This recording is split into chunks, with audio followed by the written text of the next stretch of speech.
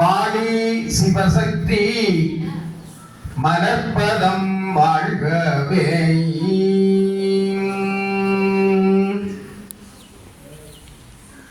எல்லாம் வல்ல முழுமுதற் கடவுளாக இருக்கின்ற விநாயக பெருமானை முதற்கண் பிரார்த்தனை பண்ணி, கும்பத்திலே இருக்கின்ற ஆதிபராசக்தியினுடையதும்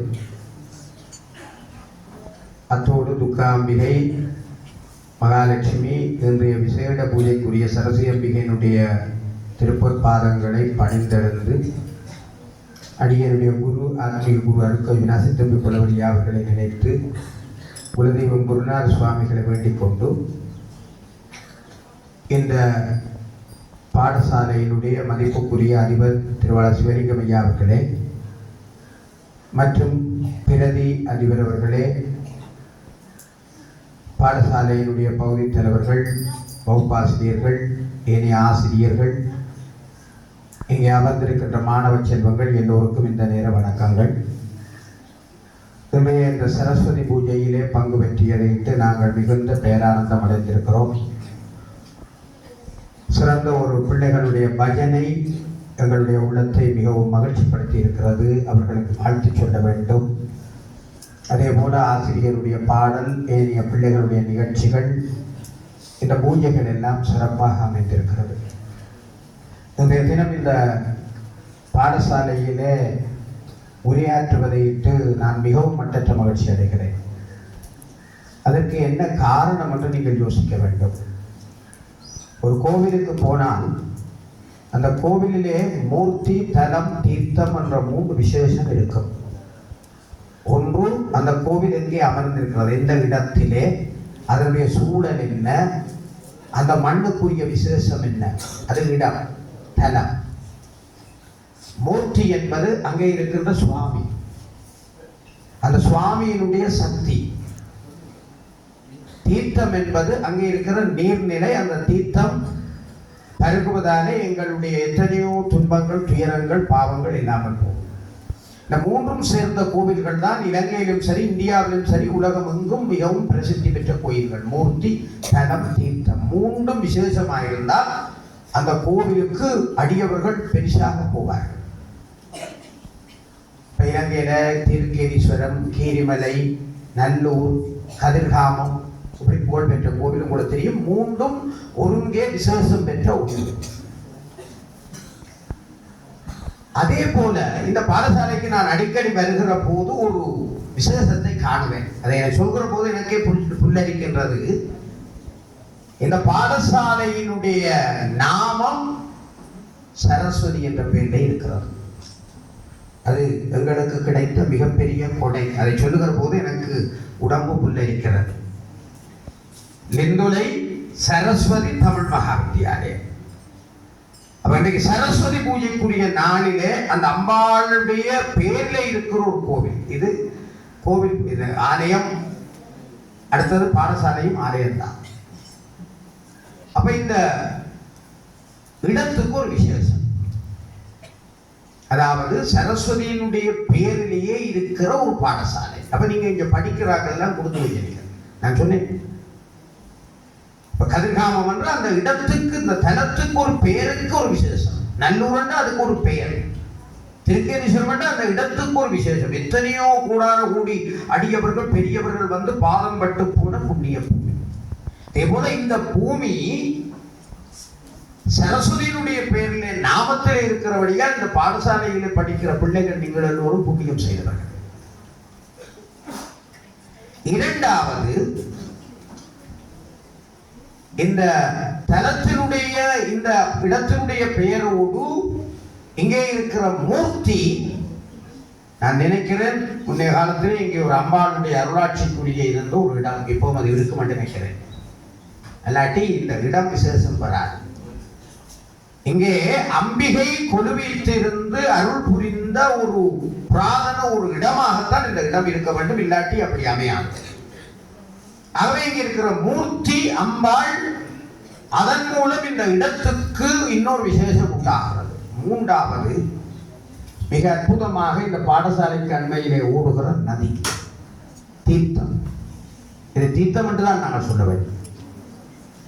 இந்த சரஸ்வதியினுடைய படத்துக்கு பக்கத்திலே பாருங்கள், சரஸ்வதி அந்த வெள்ளத்தாமரை கங்கை ஓடுகிறது போல இருக்கும். அதிலே அன்னம் இருக்கும். அன்னம் அந்த கங்கையிலே இருக்கும். ஆகவே இந்த தீர்த்தம் ஒரு விசேஷம் இந்த பாடசாலைக்கு இருக்கிறது. என்னதான் தண்ணி பற்பில வராட்டிலும் அதிலே தண்ணி எடுக்கலாம். அந்த தீர்த்தம் இந்த பாடசாலையினுடைய மிக விசேஷமான ஒன்று. இப்படி எல்லா பாடசாலைகளிலும் அமைவது கிடையாது. இந்த பாடசாலையினுடைய சிறப்பை நாங்கள் ஒவ்வொரு பிள்ளைகளும் முதற்கண் விளங்கிக் கொண்டால் அது மிகப்பெரிய ஒரு விசேஷமாக இருக்கும். இந்த பாடசாலையினுடைய தனித்துவம் அதுதான். ஆகவே நீங்கள் படிக்கின்ற ஒவ்வொருவர்களும் புண்ணியம் செய்வார்கள். இன்றைக்கு சரஸ்வதி தியானம் பண்ணுகிறோம், வழிபாடு செய்கிறோம். தாவரம் உலகெல்லாம் தந்த நான்முகன் தேவதன் துணைவியே, நாவதோர் இருந்திடும் நலங்கொள் வாணிதன் பூவடி மிகு குடிமிசை புனைந்து போற்றுவாம் என்று பெரியவர்கள் சொல்லுவார்கள். வேதங்கள் இந்த சரஸ்வதிக்கு வாக்தேவி என்று ஒரு பெயர் சொல்லுகிறது. வாக்தேவி என்று ஏன் பெயர்? அதான் புராதன பெயர். சரஸ்வதி பெயர் தான் பேர்ந்து வந்தது. வாக்தேவி என்று ஏன் பெயர் இருந்ததுன்னா, இந்த நாக்கிலே இருக்கிறவள் இந்த தாய். அதனாலதான் நாமகள் பெண், காரண பெயர். இப்ப வாக்குக்கு அதிபதி சரஸ்வதி. இந்த வாக்கு வன்மை இல்லை என்றால் வேதங்களை ஓத முடியாது, ஆகமங்களை ஓத முடியாது, மந்திரம் சொல்ல முடியாது, எதுவுமே இருக்காது, வெளிப்பாடு எதுவுமே வராது. அவன் வேத காலத்திலே வாக்தேவி என்று சொல்லி இந்த சரஸ்வதியை மிகவும் அற்புதமாக பூஜித்தார்கள். பின்பு இந்த கங்கையிலே போய் கலக்கிற ஒரு நதிக்கு பேர் சரஸ்வதி. சரசு என்றால் ஊர்லையும் சரசக்காண்டு பேர் இருக்காங்க. சரஸ்வதி இந்த பேரை வச்சிருப்பான், சரசக்காண்டு கூப்பிடுவோம் செல்லம்ம. ஆனா அந்த சரசக்கா வேகமா வாராவோ இல்லையோ, இந்த நதி தங்கு தடை இல்லாமல் வேகமாக ஓடுகிற நதி, அதான் அதுக்கு பேர் சரஸ்வதி. சில நேரம் பேர் வச்சா அப்படியே மக்கள் இருப்பார்கள். இப்ப பேர்கள் எல்லாம் மாறி வச்சு சில வீடுகள்ல பிள்ளைங்க பேரை கூப்பிட பப்பியும் ஓடி போயிடுது. பேர்கள் அப்படி போயிட்டு நாய்க்கும் அதே பேர், பிள்ளைக்கும் அதே பேர். அது பிள்ளைய கூப்பிட நாயும் ஓடி போயிடுது. முந்தைய காலத்துல பேர்கள் எல்லாம் அர்த்தத்தோடு வைத்தார்கள். சரஸ்வதி என்றால் மிக வேகமாக விரைவாக தங்குதலை இல்லாமல் ஓடுவது என்பது பொருள். அது கங்கையிலே போய் கலக்கிறது மேலே கண்ணாலே பார்க்க முடியாது. யமுனை, சரஸ்வதி, கோதாவரி மூன்று நதியும் போய் கலக்கும்.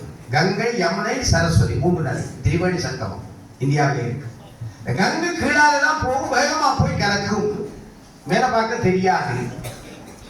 அந்த பேரை ஏன் வைத்தார்கள் என்றால், எங்களுக்கெல்லாம் தங்குதடை இல்லாமல் வேகமாக கல்வி கலைஞானங்களை அருள்பவள் சரஸ்வதி.